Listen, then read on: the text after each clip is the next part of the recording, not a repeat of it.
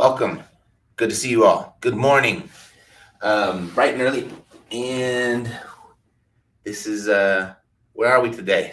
Sorry about this. I'm a little bit of absent-minded and distracted, but here I am with you now. Welcome to Epic Real Estate Investing Show. This is where we show people how to invest in real estate with an emphasis on retiring early, escaping the daily grind before you hit that ripe old age of that 65. Let's retire while we're still young enough to enjoy it. And there's a million ways to make $1,000,000 in real estate, and you just need to pick one. And so today we're going to talk about one of those ways, investing in land. We don't talk about that too much here. I've done a little bit myself. I've been very successful with it. Why I stopped doing it, I don't know. So maybe I can get down to the bottom of that today with our guest. But our guest is running late, I guess. I haven't heard anything from him. So I just thought I'd spend some time here with you. If you have any questions, feel free.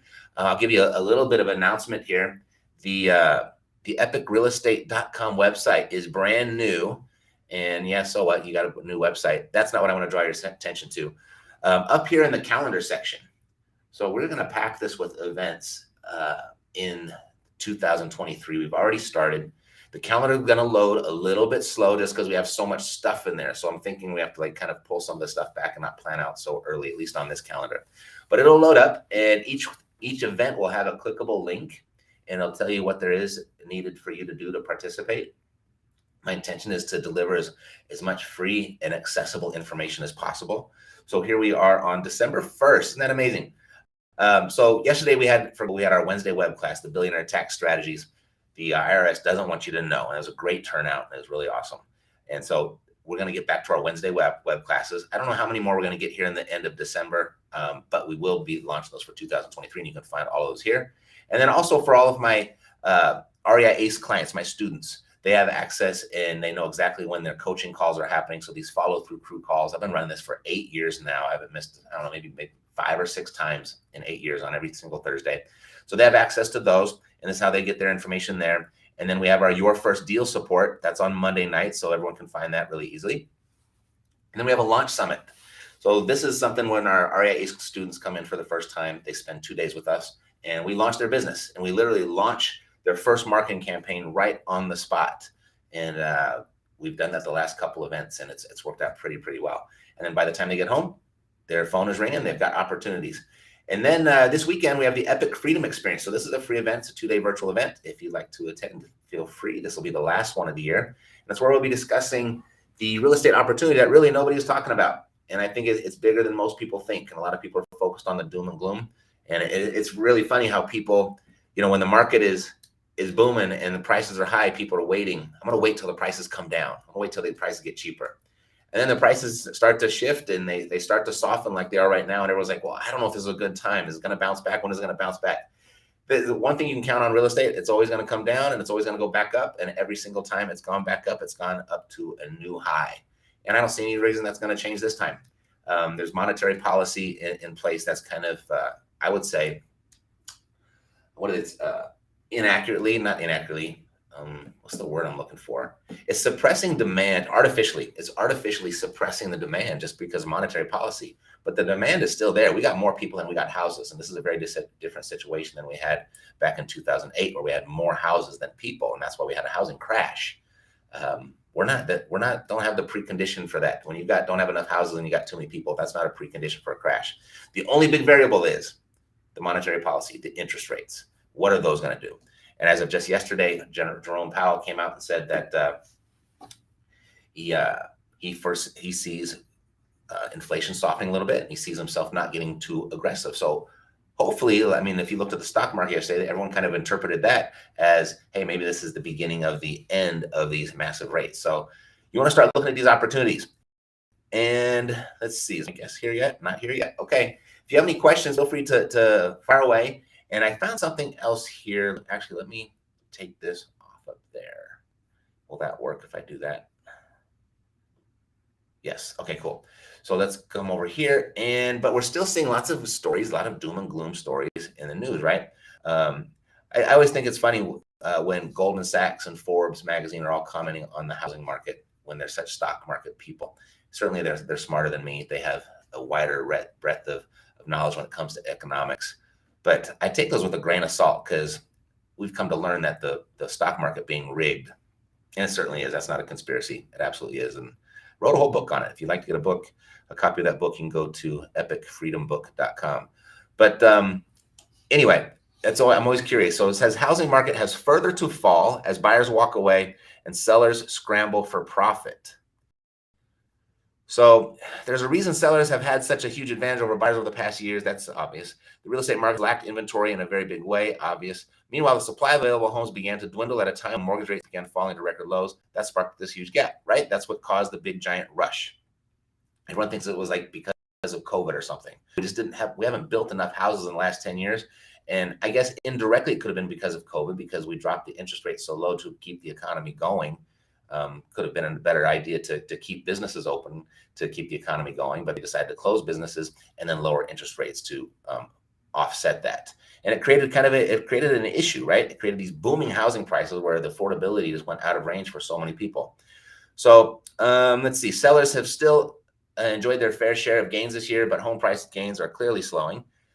And that's key. People say the housing prices are dropping, right? Well, the housing prices of properties that have not sold yet, that are sitting on the market, yes, those are coming down. But if you look at the houses that are actually selling, they're still selling for more. We're still appreciating.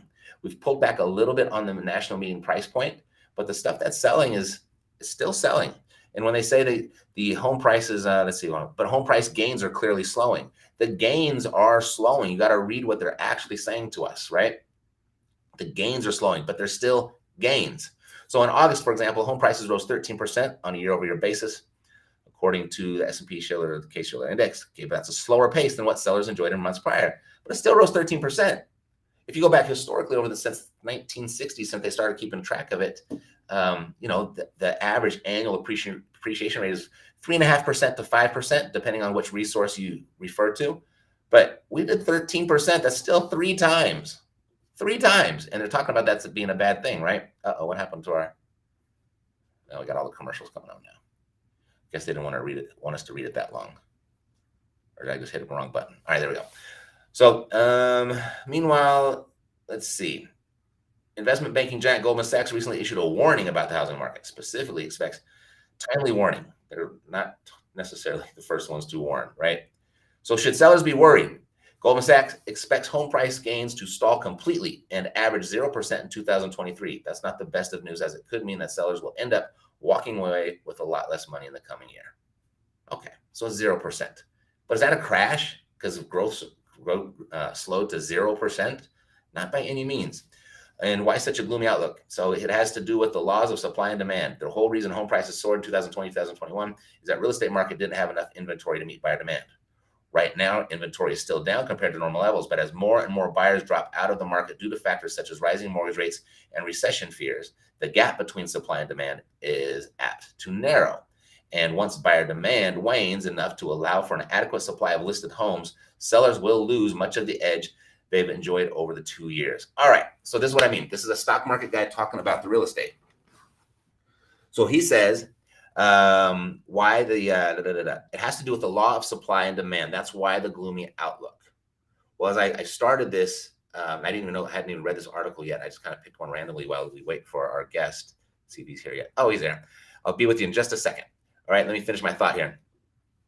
The law of supply and demand. The demand is being suppressed artificially because of the affordability and the monetary policy. But he's not talking about that. He's talking about just between the people and the houses. But we are, even if, and I've talked about this ad nauseum over the last 2 years, even if, say, we had this tsunami of foreclosures and all these people all these houses came on, it wouldn't be enough to meet the population demand. Like, for example, this is what I love this stat right here, this little graph. Let's see if I can find it. A generation or population, here we go. Population per age group. I think that's what it is. If I can take me the right thing here. Let's see if I can find that one piece, that one graph. Here it is. This one. Okay. So you can see this. What does this take me if I click on that? There it is. Okay. So Can blow that up for you a little bit. So we look at this, okay? So right here, this is as of December 15th. There's a newer one from 2020, but you can still see it. You see this big bubble in the millennials, right? So right here, that was, if we look at this peak here, is a 2015. That's probably about between 16 and 34 years old. That's probably about 27, 26 years old right here. And right over here, when you hit 34, this is the average age of the first-time home buyer. And so you see this big giant wave approaching the average age of the first-time home buyer. And this wave doesn't get really any smaller behind here. So if you go back then for the next 16 to 20 years, there's enough demand already walking the earth to fuel the supply. And once this little bubble, so this was 5 years ago, so here we are 7 years later. So we're probably right about here. This peak is right about here. So we are just a couple years away from this giant bubble here meeting a huge deficiency in housing. And that's, if you can control the inventory, if you can put houses and get control of them, whether you got control of them with a lease option, you don't even own it, but you got control of it, or you have got seller financing, you're controlling them with a contract for a deed, however it may be, as long as you're controlling them, you've got enough demand here to drive rents and drive prices for the good 10, 15 years coming. We're too deficient in the housing. We've had a whole decade where we did not build enough. And now we're trying to catch up, but we're, like I said, they'd have to maintain record pace for the next 10 years to even out this market. All right, so be really, really careful. So I think this is the best time in real estate, especially, or best time to get in real estate, probably in the last 3 or 4 years, because sellers are starting to read this doom and gloom stuff. You're buyers. You understand how this works. You're buyers and you're sellers, and you know you're much more educated than the general population. And that general population out there is getting concerned. They're getting scared. They're looking at the housing market. They're looking at inflation. They're looking at global economics. They're looking at wars. They're looking at all this different types of stuff, and they're freaking out. And it's unfortunate. And I think the media is doing a huge disservice to our public. But it is what it is, right? So they're going to sell their house to somebody. So once you learn how to do this and position yourself to help these people that are in distress, whether it's financial distress or personal distress or the house itself is in distress, they're going to sell to you. They need to sell fast. They need some sort of financial relief because they got bigger fish to fry, and the world is beating them up right now. And a lot of people are going to be turning to their houses as a source of that financial relief. Alrighty. So just wanted to cover that, and just be careful what you put in your mind, and don't let it discourage you or sidetrack you from your own real estate investing efforts. Okay. Let's see. Spirit Detective. I had a commercial broker today show me. Oh, let me put this on here. I had a commercial broker today show me 2020, 2021 prices to try to sell me on getting in a new investment now. LOL. Well, why is that funny? What's wrong with that? Right? The price of a property isn't really the important part. It's how you're going to make money from it is what's so important, right? So if you could pay top dollar for a house today, and you could flip it in 6 months for more than what you paid for it, then that would be a good deal, even if you paid retail for it. If you paid over retail, which I have done this before, I've paid over retail, but just because the rents were so good, the income was so good, so I had no problem overpaying for it because it still paid me a cash flow. It still gave me a nice return, right? So you got to be really careful taking on this mainstream media and dismissing it and thinking like, oh, it happened in 2008, it's going to happen all over again.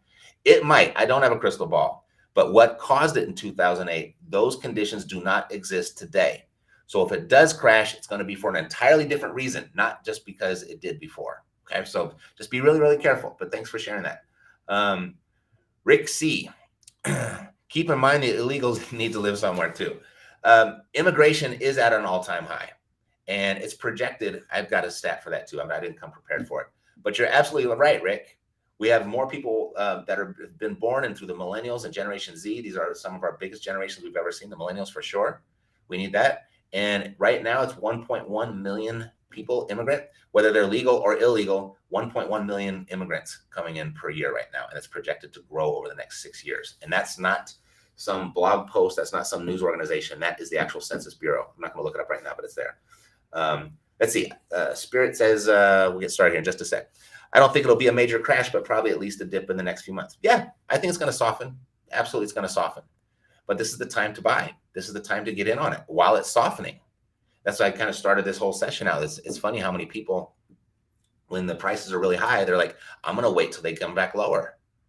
I want to wait till it softens, and I want to wait till there's a correction. I want to wait till there's a crash, and then it starts to correct. It starts to soften, and they're like, well, I don't know if this is a good time. I'm going to wait till the market comes back. So which one is it, right? This is a great opportunity. You see the balance of supply and demand here. Even if you lost for a year, even if you were behind a little bit, maybe you overpaid, oops. But look what you got ahead of you for the next 5, 10, 15 years. Imagine if you bought houses 5, 10, 15 years ago, where would you be today? Well, there's a bigger movement coming over the next 10 to 15 years than happened the last 10, 15 years. All right. So sweet. Awesome. Right. And I'm not trying to change anyone's mind. I'm just sharing you with the data, right? I've got, like I said, that we had this pandemic thing, which was a total black swan and threw a monkey wrench in the whole system, right? Who knows, that something like that could happen again, something that we don't foresee. But the data that we have available to us and the best economic indicators that we have available to us, the best housing indicators we have available to us, everything's pointing to up. The only thing you got to watch is what is the Fed going to do with them interest rates? How is that going to impact affordability? All right, cool. I'm going to get off my soapbox because I love that soapbox. I'm on it all the time. And I'm here to fight the negative information out there, the misinformation, the real misinformation, not opinions. I just look at the data. Okay, so today's guest, we're going to talk about, I said there's a million ways to make $1 million in real estate. You just got to pick one.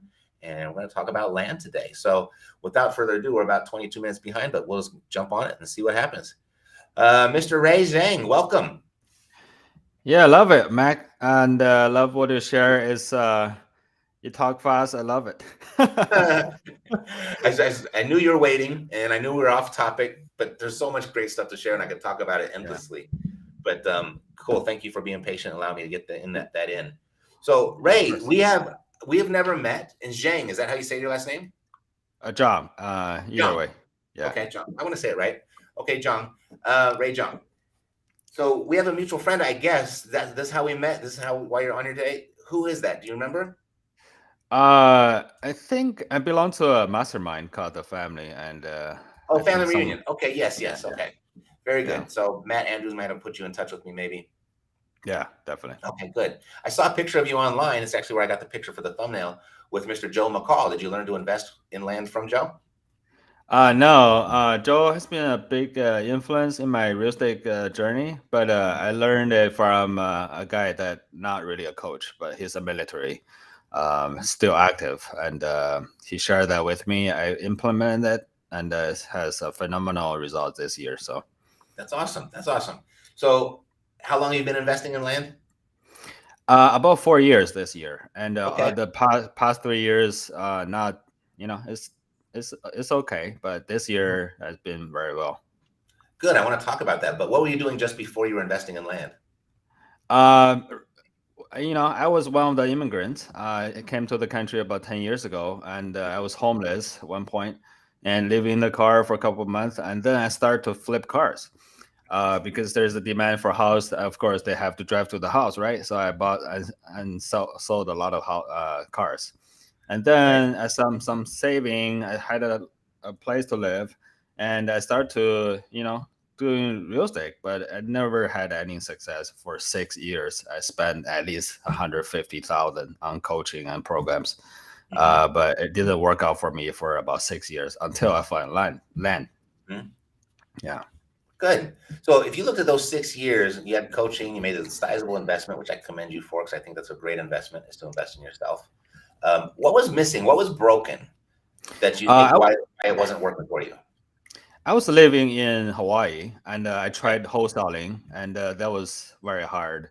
And then I said, okay, I'm done with this. I'm going to try virtual wholesaling, which is even harder. And then it didn't work out. I said, okay, I'm going to try cold calling, virtual wholesaling. And that's three impossible combined together. So this even make it very, very hard, right? And so there are people who wholesale property in Hawaii. I've got many students that wholesale virtually.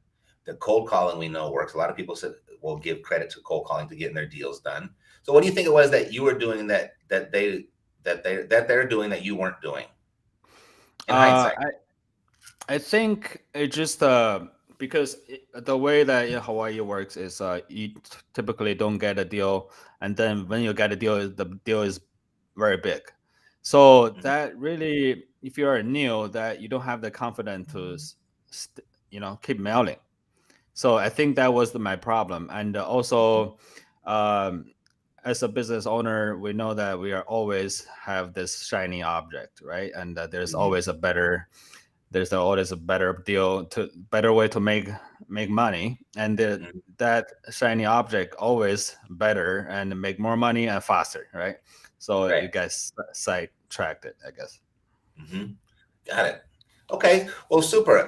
Yeah. People ask me what's the best way to invest in real estate, and I'm just like, the one that you'll actually do and the one that actually works for you. So you found land, and that was a big pivotal moment. So how did you make this transition? What caused you to go ahead and look at land? Because land in general is easier than houses, and I tell people How if you did you know can. that in the beginning? Like when you're making this um, transition? I just thought, what's on the land, right? You don't put a toilet on the land, right? There's nothing on top of it, and there's only dirt, and so I basically just flip dirt, right? I can do it virtually anywhere, and I can do it from anywhere. So I was in Hawaii. I started to do land deals in Colorado, Mm-hmm. and all those land has nothing on top of it. I just simply going down to negotiation with the sellers and the buyers, Mm-hmm. and I did 150 deals in my first year, and Congrats. yeah, that was all small deals. I bought it for $1,000. I sold it for 2,500, right? Mm-hmm. So that works out. Super. All right, so let's go. I want to bring you all the way up to present to what you're doing today, because I know you've had a really remarkable year, and you've made a lot of money. But let's go back to that beginning point where you're buying land for $1,000, flipping it for 2,500. Where do you find land for $1,000? So there, I teach my students you can do deals with any type of budget, right? There's land for like couple hundred even. In Colorado, I did the first couple 150 deals in Colorado. There's in the middle of nowhere, right, in the desert. Okay. They sell them for 3,000. Right now it's appreciated a little bit more, 6,000.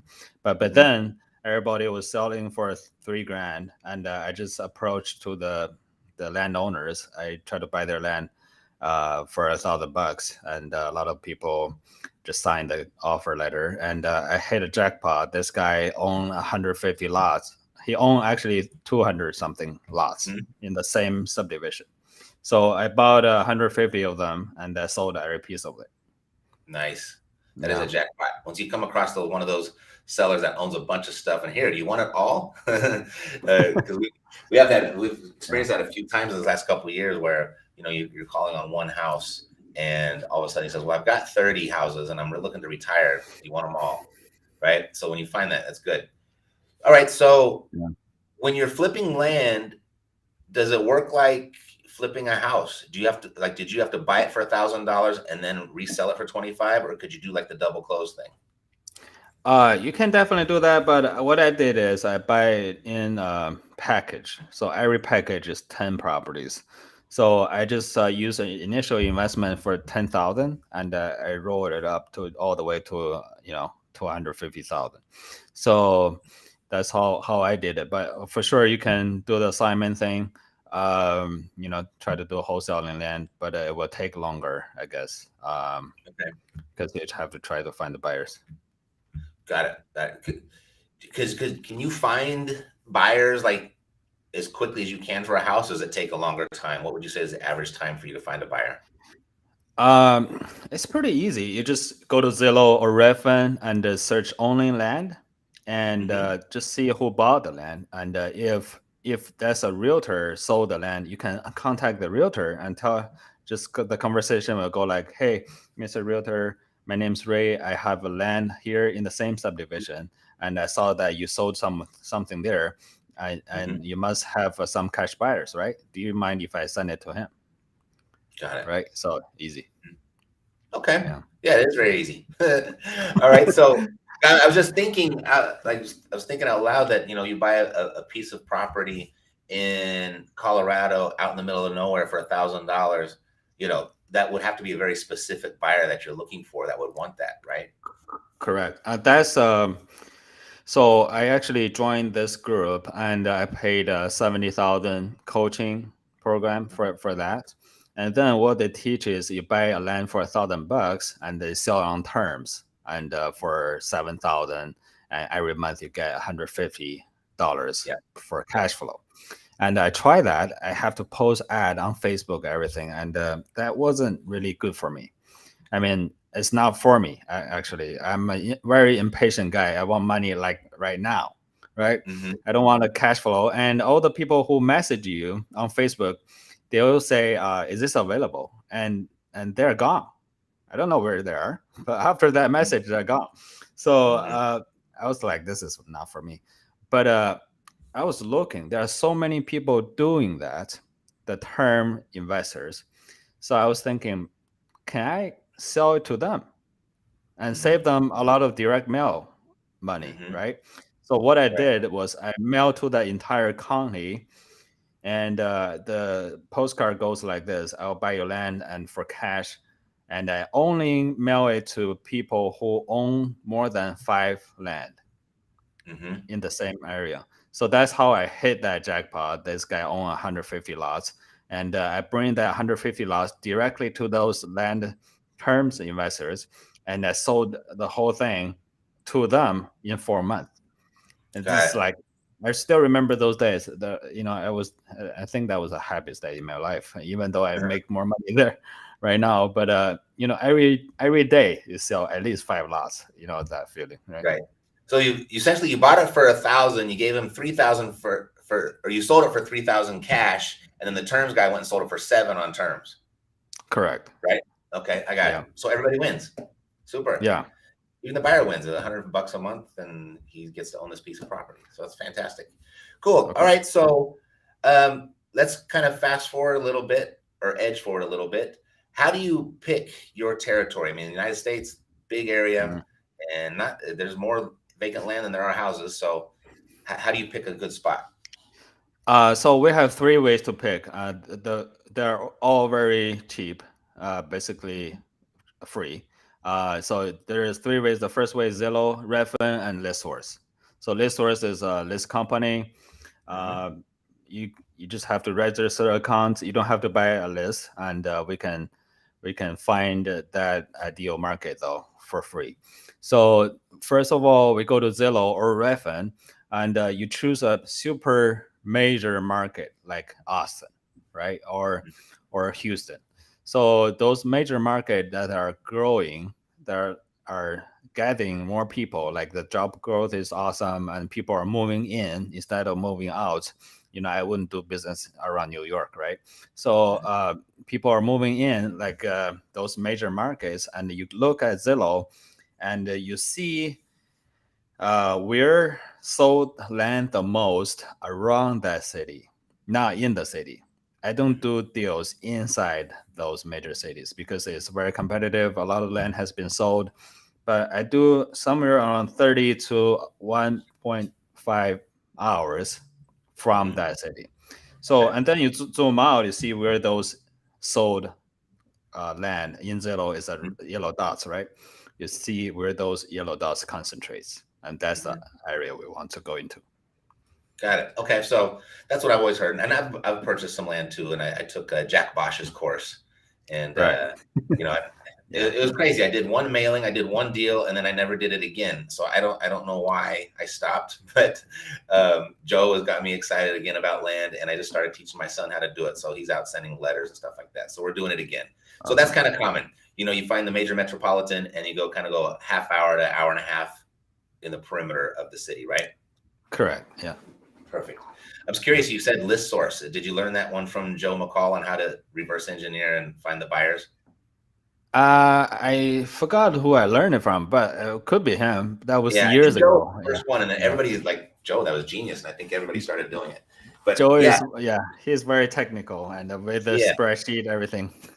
he Right. always he finds the hacks of every single website. Yeah. Right?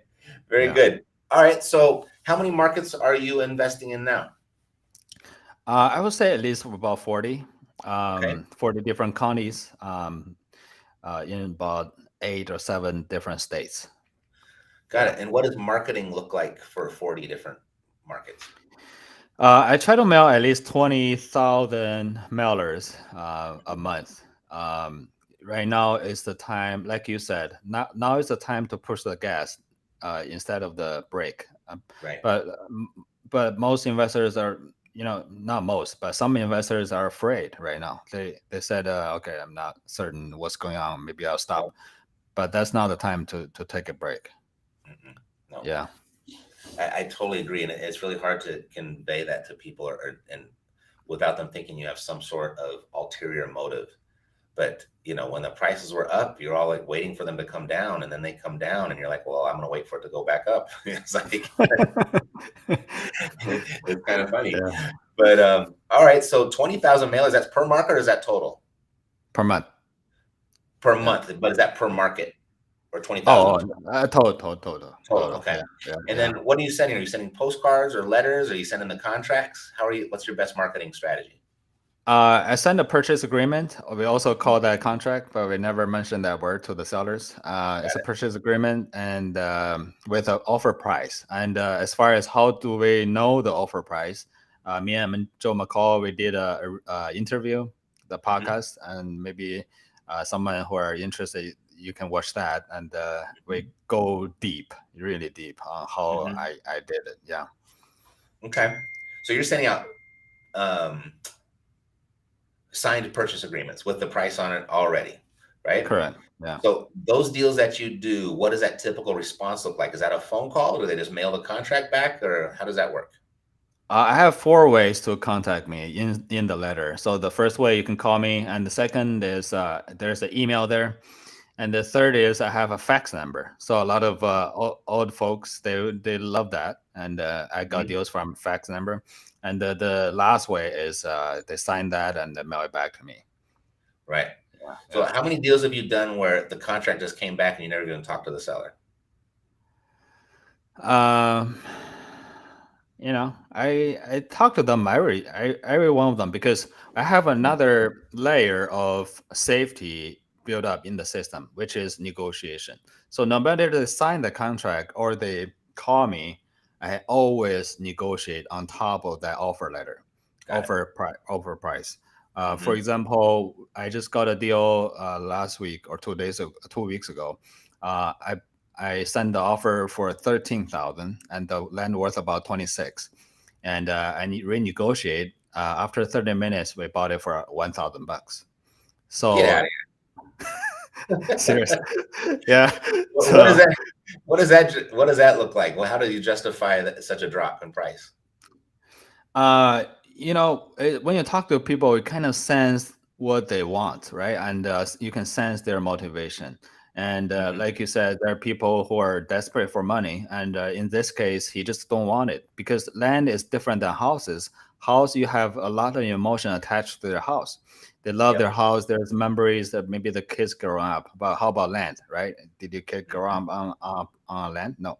So they Hmm. don't like their land. And secondly, sometimes they hate it because the city build them and they try to give them a high grass fee and Right. nuisance lien or whatever. So I had people give me two land for free this year, and they sold them all for like 20 grand. So they don't like it, and the conversation when I talk to them, you can kind of sense that, and Hmm. we negotiate on top of that. Sweet. All right. So as I was doing some research on you and looking around, you've been interviewed by several people and a lot of my friends. But I saw you did $800,000 was the big number. So Yeah. tell me what that number is. Can you give me some details about that number? So this year, I think is a more close to 100 something more deals, and so what we do is we find an area that the nearby the growing cities, and we offer 40 cents on the dollar, and then and the offer comes back, we renegotiate, and after we get the deal, sold it to me, and I'll put it back to the MLS with a realtor. So we try to Mhm. get the maximum for the deal profit. Hmm. Yeah. So so $800,000. I kept seeing that number on your interviews as part of the headline. Is that Mm. was that a year? Has that been total over the last 4 years? Yeah, this year the net Okay. profit. Okay. Yeah, That's net profit was 800,000. correct. Fantastic. Yeah. Rick has a big wow for you. And I agree. So that's awesome. So how many people in your operation? Is it just you or do you have a team working with you? Yeah, I have a very big operation. I have one guy, and that's all I have. And actually, I'm shameful to say this. I pay him $2 an hour. He's out of in the Indian side, I guess. Uh-huh. He works for me. That's it. That's all the team look like. You gonna give him a Christmas bonus this year? I should. I should. You should. You Yeah. find good people, you got to take care of them. Yeah. All Yeah. right. Definitely. That's Yeah. super. All right. So do you do just straight flipping or do you do any seller finance stuff? Do you sell anything on terms? I guess just those years of seller financing or the term sale gave me some kind of bad memory, so I don't want to do any of that. Yeah, Got it. just yeah. So the question came from Rick. He's wondering, oh, the thing just switched on here. Oh, There we go. There we go. So how do you manage your notes? Was that part of the bad taste in your mouth that it left, or how do most people manage their notes? Do you know? you mean term sale? Yeah, I think that's what he's asking. Yeah, Yeah, he's I making. don't. Yeah, I don't do any term sale though. So there are people teaching that. I think it's a great strategy if you have patience. So for me, no. So Got it. Very yeah. good. Yeah, no, I would imagine, Rick, that it's done the same way that we do it with houses. We just use a third party note servicer, and then we just have somebody else, and they take 1%, and they'll do all the collections and all that kind of stuff if people fall behind. So that's how we've done it in the past. Let's see. Here's a question. Rick is interested. You've piqued his interest. Are small deals better than large deals? Which ones do you like to do? Yes, I got this question quite a bit from the students, and what I tell them is, have you heard about the saying that bigger deals take the same amount of time than small deals? That's partially true, but not really, because the bigger deals take less time than the smaller deals. Mm, Because when you do bigger deals, such as you buy a land for, let's say, 30 grand, and that land worth about 60, you have a lot of people coming to work for you at that point. The title company will be involved. They are super active to close your deal, and the realtor come in for their commission. They were eager to sell your land, right? And mhm, for smaller deals, on the buying side, you have to close yourself. You have to prepare the deed yourself, and on the selling side, you have to post it all over the place. And when mhm. people come in, you have to take the calls. It's very complicated. So the bigger deals is what I'm after. And as far as what's the number is bigger deals or small deals, right? So I try to stay above land worth at least 15,000. Okay, Yeah. got it.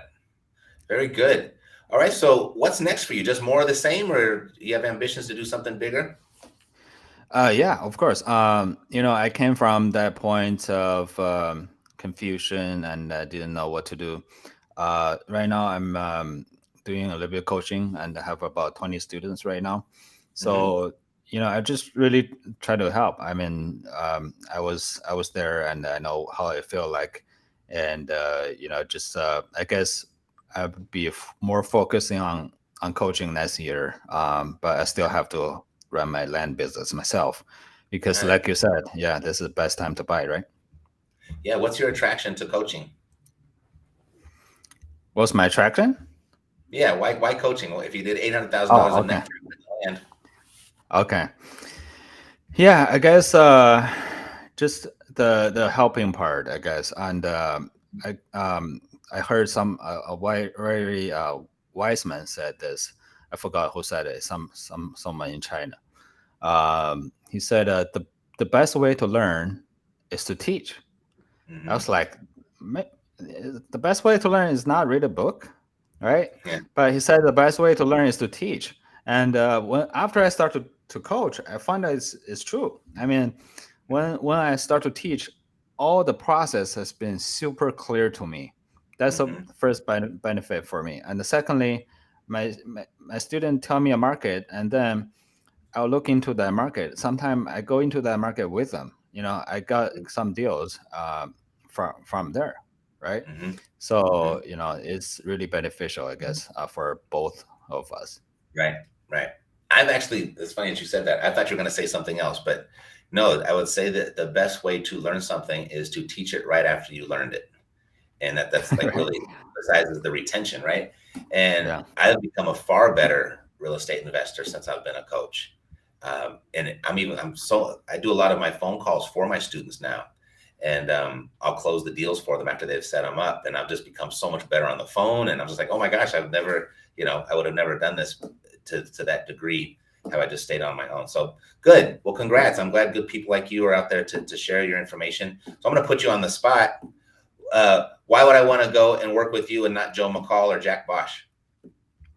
Oh, I guess my method is super simple, down to the road. I mean, super easy. I mean, it's not that the land is super easy. It's because I have done so many deals that I compress all I have learned to very simple steps. I cut Hmm. out all the BS and all the things that no need, right? I never teach knowledge to my students. If you want to read, you go ahead and go to YouTube, right? I Hmm. teach only action steps, you get results. That's it. Right. Yeah. That's good. I like that answer. I thought you were gonna crumble, but you did perfect. It's super. No, I mean, there's so many people that out there teaching all these different strategies, and there's probably 10 gurus for every single strategy out there. And you just pick the one that you resonate with, and pick one and stick with it, and follow the plan, and you're gonna do just fine. We know real estate works. And we know all the gurus have a proven track record, and they got students that have proven their track record or proven their system. So just pick one. So if you like simple and not learning and just doing what works and making money, then Ray's your guy. I would imagine virtual flip land is that a .com? Not yet. It's my Instagram. So That's your Instagram. Okay, got it. yeah, So that's how they can get in touch with you. 100%. Yes. Perfect, perfect. All right, so I got another question here, and then we'll go ahead and we'll wrap this up. But here's a question from Miss Rosie. Says, I guess there's no due diligence period. We usually use that time to find our end buyer. Little bit of a wide open question there, but what does the due diligence look like on land? So first of all, when area lead comes in, we want to check if that land is a wetland, right? There are only very little things wrong with the land. Wetland is one of them, right? And then if the land has a drainage crossing the land, if the land is covered with trees, if the land has power nearby, right? If the land is out of nowhere with not any houses nearby, the price will be very different than those infill lots, right? And Mm-hmm. want to see if there's water nearby, right? Mm-hmm. So that's probably the due diligence, and I could even send realtors to look at the land before I buy them to Mm-hmm. make sure that, because I do it nationally, do it virtually, I cannot go to any, and I never seen any land I bought, Right. and so I have to send someone there to look at it. I guess that's a due diligence period. Right. For sure. Yeah. Well, you Yeah. certainly don't have to check the electricity or the plumbing, right? Very good. Well, Ray, Of it's been course. a pleasure meeting you, and let's stay in touch. Congratulations on your success. And if you would like to get in touch with Ray, you can go to Virtual Flip Land. That's his handle on Instagram. And I imagine they just DM you? Of course. Anytime. All right. Yeah. Super sophisticated. So I'd imagine that if that's how you get in touch with him, his land process works very simply the same. And that's why you want to go and talk to Ray. All right, Thank you, partner. man. It was nice meeting you. And like I said, we'll stay in touch and we'll do this again. Let's check in next year and see where you're at. For sure, man. All right. Take care. You too. All righty. So that's it for today. If you liked what you heard, you liked what you saw, go ahead and hit the like button, hit the subscribe button. If somebody else is out there that you think would find this entertaining and, that the name comes to mind, please share it with them. We'll take great care of them over here. And y'all have a great week. All right. Moving into the holidays, December 1st, my favorite time of the year. All right. Peace, blessings, health, success to you.